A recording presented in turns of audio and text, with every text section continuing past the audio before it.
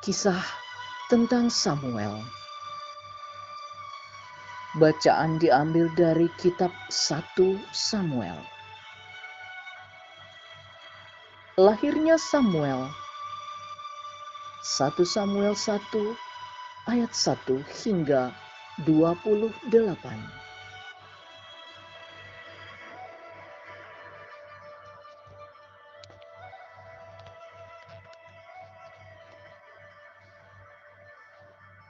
Ada seorang laki-laki dari Ramataim Zofim, dari pegunungan Efraim, namanya Elkana bin Yeroham bin Elihu bin Tohu bin Zuf, seorang Efraim. Orang ini mempunyai 2 istri, yang seorang bernama Hana dan yang lain bernama Penina. Penina mempunyai anak, tetapi Hana tidak. Orang itu dari tahun ke tahun pergi meninggalkan kotanya untuk sujud menyembah dan mempersembahkan korban kepada Tuhan semesta alam di Silo. Di sana, yang menjadi imam Tuhan ialah kedua anak Eli, Hofni dan Pinehas. Pada hari Elkana mempersembahkan korban, diberikannya kepada Penina, istrinya, dan kepada semua anaknya yang laki-laki dan perempuan masing-masing sebagian. Meskipun ia mengasihi Hana, ia memberikan kepada Hana hanya 1 bagian, sebab Tuhan telah menutup kandungannya. Tetapi madunya selalu menyakiti hatinya, supaya ia gusar, karena Tuhan telah menutup kandungannya. Demikianlah terjadi dari tahun ke tahun. Setiap kali Hana pergi ke rumah Tuhan, Penina menyakiti hati Hana, sehingga ia menangis dan tidak mau makan. Lalu Elkana suaminya berkata kepadanya, "Hana, mengapa engkau menangis dan mengapa engkau tidak mau makan? Mengapa hatimu sedih? Bukankah aku lebih berharga bagimu daripada 10 anak laki-laki?"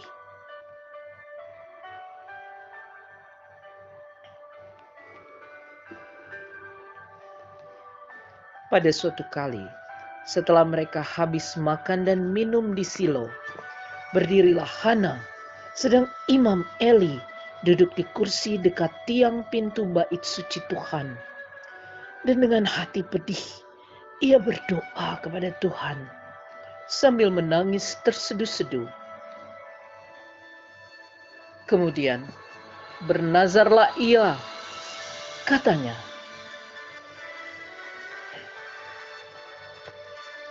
"Tuhan semesta alam, jika sungguh-sungguh Engkau memperhatikan sengsara hamba-Mu ini dan mengingat kepadaku dan tidak melupakan hamba-Mu ini, tetapi memberikan kepada hamba-Mu ini seorang anak laki-laki, maka aku akan memberikan dia kepada Tuhan untuk seumur hidupnya, dan pisau cukur tidak akan menyentuh kepalanya."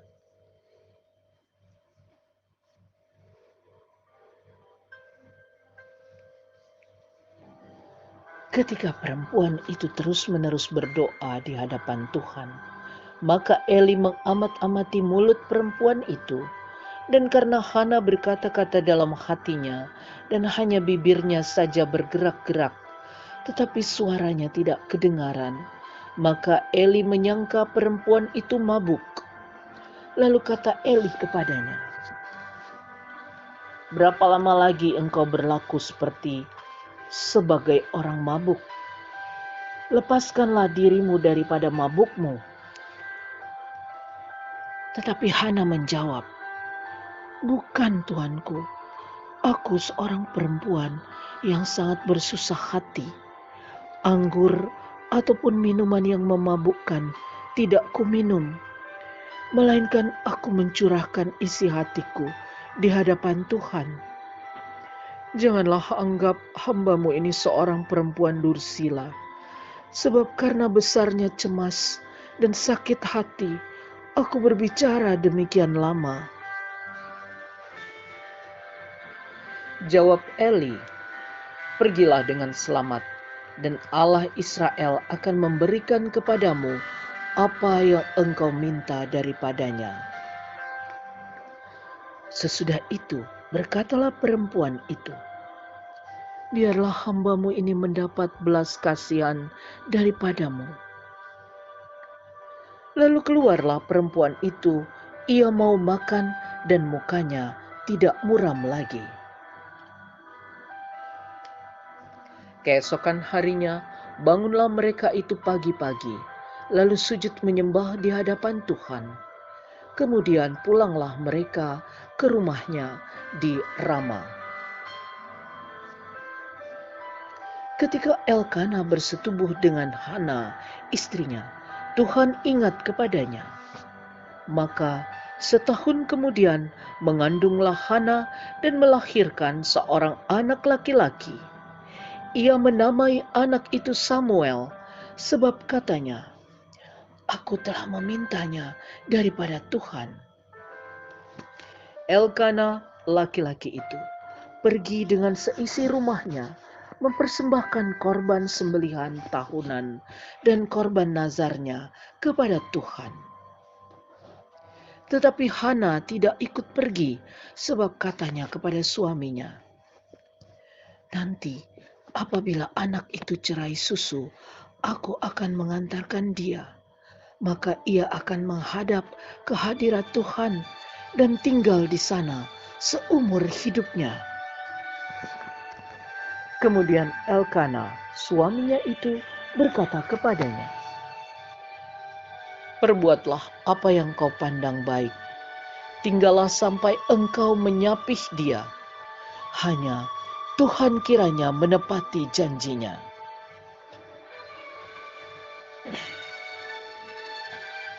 Jadi tinggallah perempuan itu dan menyusui anaknya sampai disapihnya. Setelah perempuan itu menyapih anaknya, dibawanyalah dia dengan seekor lembu jantan yang berumur 3 tahun, 1 eva tepung dan sebuyung anggur, lalu diantarkannya ke dalam rumah Tuhan di Silo. Waktu itu masih kecil betul kanak-kanak itu.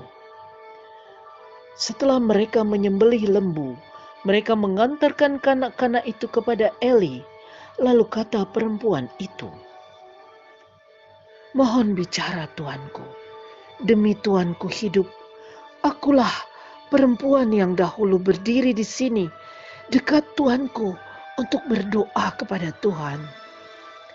Untuk mendapat anak inilah aku berdoa, dan Tuhan telah memberikan kepadaku apa yang kuminta daripadanya.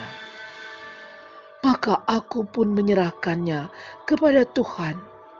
Seumur hidup terserahlah ia kiranya kepada Tuhan." Lalu sujudlah mereka di sana menyembah kepada Tuhan.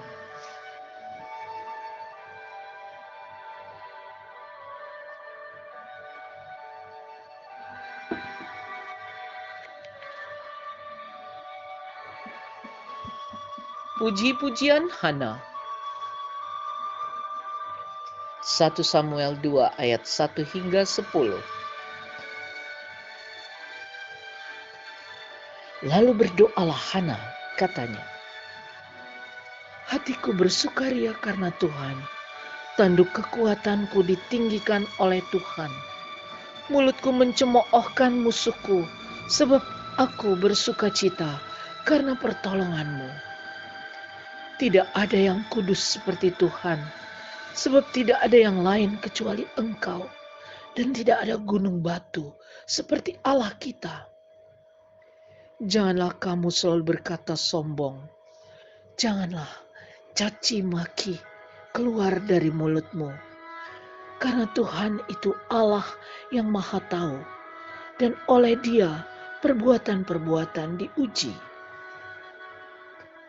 Busur para pahlawan telah patah, tetapi orang-orang yang terhuyung-huyung, pinggangnya berikatkan kekuatan. Siapa yang kenyang dahulu, sekarang menyewakan dirinya karena makanan. Tetapi orang yang lapar dahulu, sekarang boleh beristirahat. Bahkan orang yang mandul melahirkan 7 anak. Tetapi orang yang banyak anaknya menjadi layu.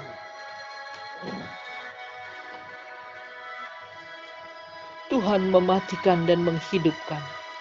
Ia menurunkan ke dalam dunia orang mati dan mengangkat dari sana. Tuhan membuat miskin dan membuat kaya. Ia merendahkan dan meninggikan juga. Ia menegakkan orang yang hina dari dalam debu dan mengangkat orang yang miskin dari lumpur, untuk mendudukkan dia bersama-sama dengan para bangsawan dan membuat dia memiliki kursi kehormatan. Sebab Tuhan mempunyai alas bumi dan di atasnya ia menaruh daratan. Langkah kaki orang-orang yang dikasihinya dilindunginya, tetapi orang-orang fasik akan mati binasa dalam kegelapan. Sebab bukan oleh karena kekuatannya sendiri seseorang berkuasa. Orang yang berbantah dengan Tuhan akan dihancurkan atas mereka yang ia mengguntur di langit. Tuhan mengadili bumi sampai ke ujung-ujungnya. Ia memberi kekuatan kepada raja yang diangkatnya dan meninggikan tanduk kekuatan orang yang diurapinya.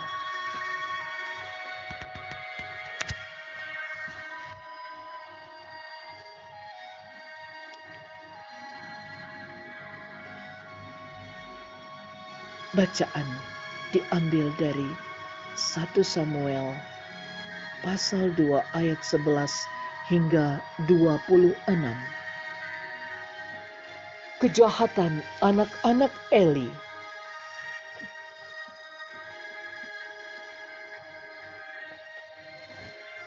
Lalu pulanglah Elkana ke Rama, tetapi anak itu menjadi pelayan Tuhan di bawah pengawasan Imam Eli. Adapun anak-anak lelaki Eli adalah orang-orang dursila. Mereka tidak mengindahkan Tuhan ataupun batas hak para imam terhadap bangsa itu. Setiap kali seseorang mempersembahkan korban sembelihan, sementara daging itu dimasak, datanglah bujang imam membawa garpu bergigi 3 di tangannya dan dicucukkannya ke dalam bejana atau ke dalam kuali atau ke dalam belanga atau ke dalam periuk. Segala yang ditarik dengan garpu itu ke atas, diambil imam itu untuk dirinya sendiri. Demikianlah mereka memperlakukan semua orang Israel yang datang ke sana, ke Silo. Bahkan sebelum lemaknya dibakar, bujang imam itu datang, lalu berkata kepada orang yang mempersembahkan korban itu, "Berikanlah daging kepada imam untuk dipanggang, sebab ia tidak mau menerima daripadamu daging yang dimasak, hanya yang mentah saja." Apabila orang itu menjawabnya, "Bukankah lemak itu harus dibakar dahulu, kemudian barulah ambil bagimu sesuka hatimu?" Maka berkatalah ia kepada orang itu, "Sekarang juga harus kau berikan, kalau tidak aku akan mengambilnya dengan kekerasan." Dengan demikian, sangat besarlah dosa kedua orang muda itu di hadapan Tuhan, sebab mereka memandang rendah korban untuk Tuhan.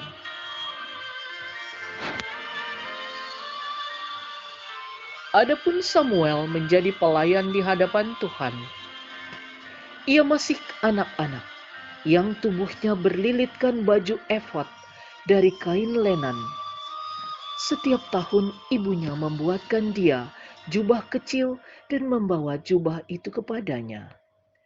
Apabila ia bersama-sama suaminya pergi mempersembahkan korban sembelihan tahunan. Lalu Eli memberkati Elkana dan istrinya. Katanya, Tuhan kiranya memberikan keturunan kepadamu dari perempuan ini, pengganti yang telah diserahkannya kepada Tuhan. Sesudah itu pulanglah mereka ke tempat kediamannya. Dan Tuhan mengindahkan Hana, sehingga dia mengandung dan melahirkan 3 anak laki-laki dan 2 anak perempuan lagi. Sementara itu, makin besarlah Samuel yang muda itu di hadapan Tuhan. Eli telah sangat tua apabila didengarnya segala sesuatu yang dilakukan anak-anaknya terhadap semua orang Israel, dan bahwa mereka itu tidur dengan perempuan-perempuan yang melayani di depan pintu kemah pertemuan. Berkatalah ia kepada mereka, "Mengapakah kamu melakukan hal-hal yang begitu? Sehingga ku dengar dari segenap bangsa ini tentang perbuatan-perbuatanmu yang jahat itu. Janganlah begitu, anak-anakku. Bukan kabar baik yang kudengar itu, bahwa kamu menyebabkan umat Tuhan melakukan pelanggaran. Jika seseorang berdosa terhadap seorang yang lain, maka Allah yang akan mengadili. Tetapi jika seseorang berdosa terhadap Tuhan, siapakah yang menjadi perantara baginya?" Tetapi tidaklah didengarkan mereka perkataan ayahnya itu, sebab Tuhan hendak mematikan mereka. Tetapi Samuel yang muda itu semakin besar dan semakin disukai, baik di hadapan Tuhan maupun di hadapan manusia.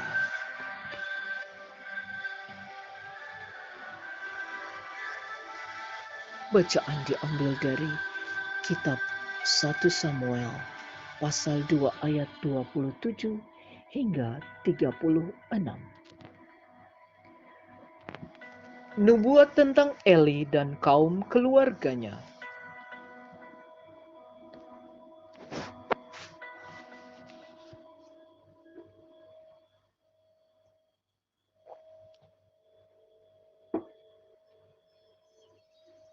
Seorang abdi Allah datang kepada Eli dan berkata kepadanya,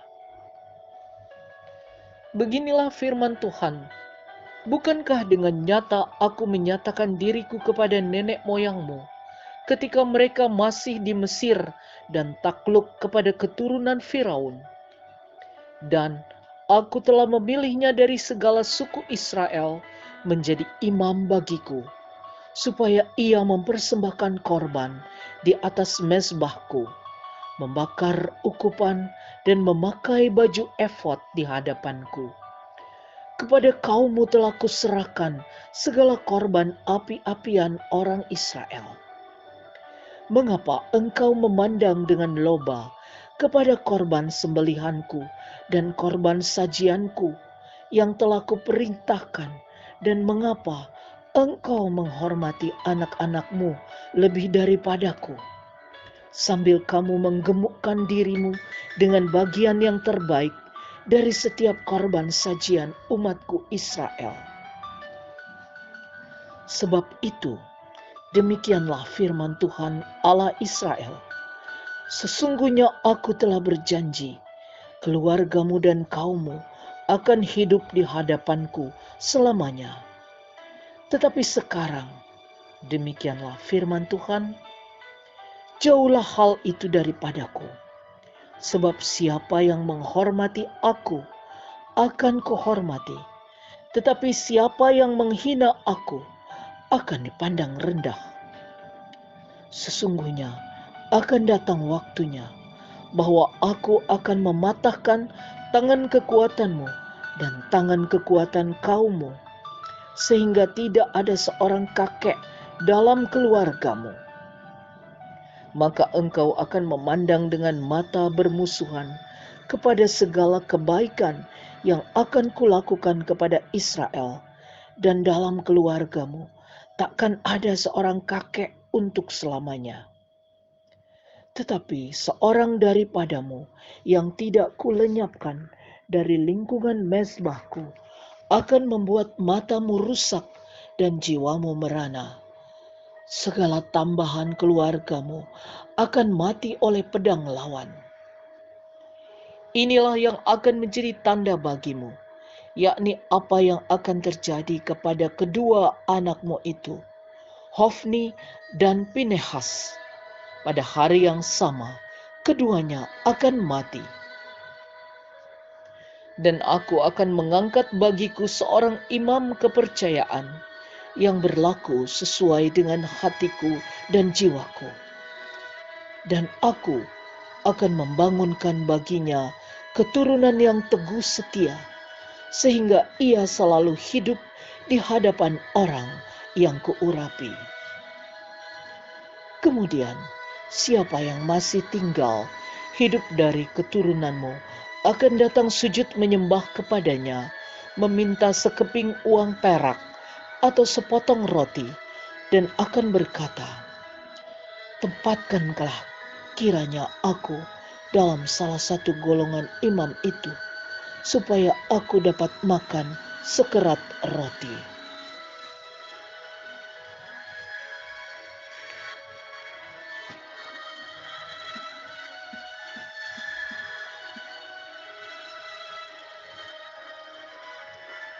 Samuel terpanggil.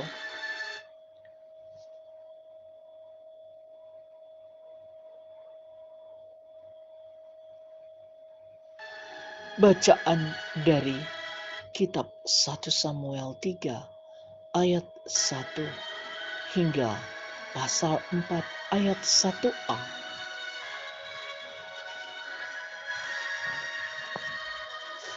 Samuel yang muda itu menjadi pelayan Tuhan di bawah pengawasan Eli.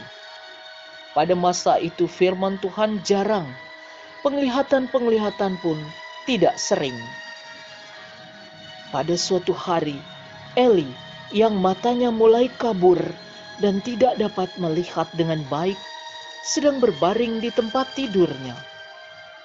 Lampu rumah Allah belum lagi padam. Samuel telah tidur di dalam bait suci Tuhan, tempat tabut Allah. Lalu Tuhan memanggil, "Samuel, Samuel." Dan ia menjawab, "Ya Bapa." Lalu berlarilah ia kepada Eli serta katanya, "Ya Bapa, bukankah Bapa memanggil aku?"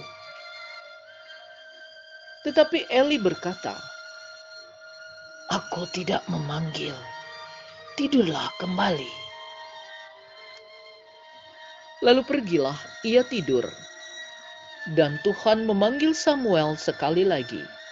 Samuel pun bangunlah, lalu pergi mendapatkan Eli, serta berkata, "Iya Bapa, bukankah Bapa memanggil aku?" Tetapi Eli berkata, "Aku tidak memanggil, anakku, tidurlah kembali." Samuel belum mengenal Tuhan. Firman Tuhan belum pernah dinyatakan kepadanya. Dan Tuhan memanggil Samuel sekali lagi untuk ketiga kalinya. Ia pun bangunlah, lalu pergi mendapatkan Eli, serta katanya, "Iya Bapa, bukankah Bapa memanggil aku?" Lalu mengertilah Eli bahwa Tuhanlah yang memanggil anak itu. Sebab itu berkatalah Eli kepada Samuel, "Pergilah tidur, dan apabila ia memanggil engkau, katakanlah, Berbicaralah Tuhan, sebab hamba-Mu ini mendengar. Maka pergilah Samuel dan tidurlah ia di tempat tidurnya. Lalu datanglah Tuhan, berdiri di sana dan memanggil seperti yang sudah-sudah. Samuel, Samuel. Dan Samuel menjawab, berbicaralah, sebab hamba-Mu ini mendengar.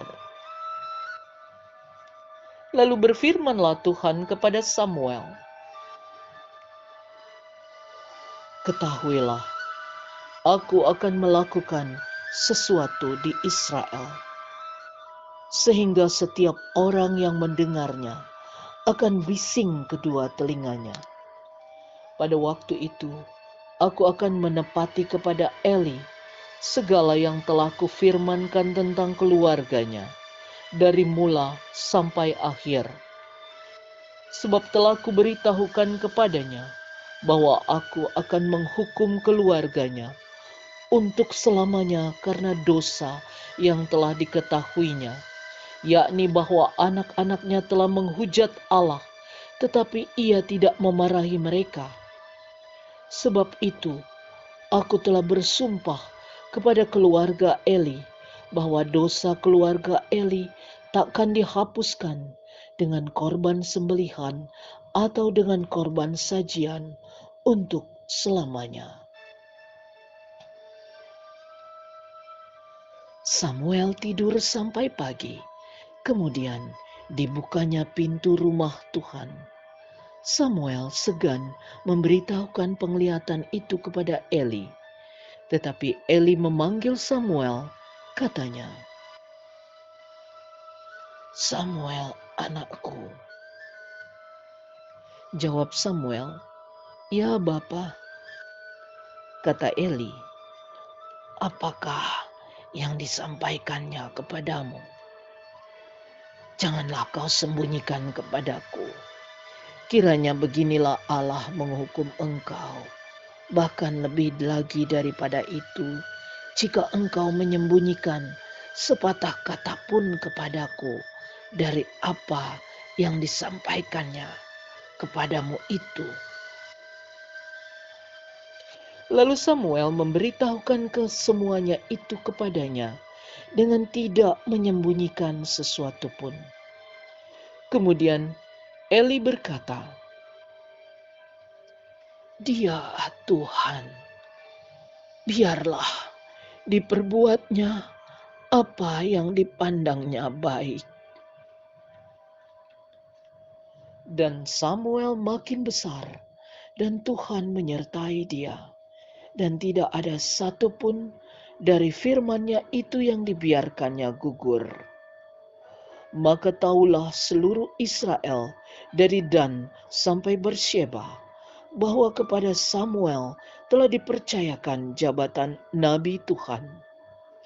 Dan Tuhan selanjutnya menampakkan diri di Silo, sebab ia menyatakan diri di Silo kepada Samuel dengan perantaraan firman-Nya.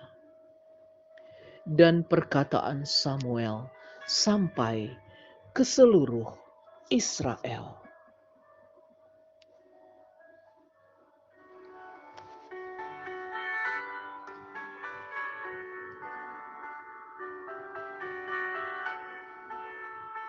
Demikianlah sabda Tuhan. Syukur kepada Allah.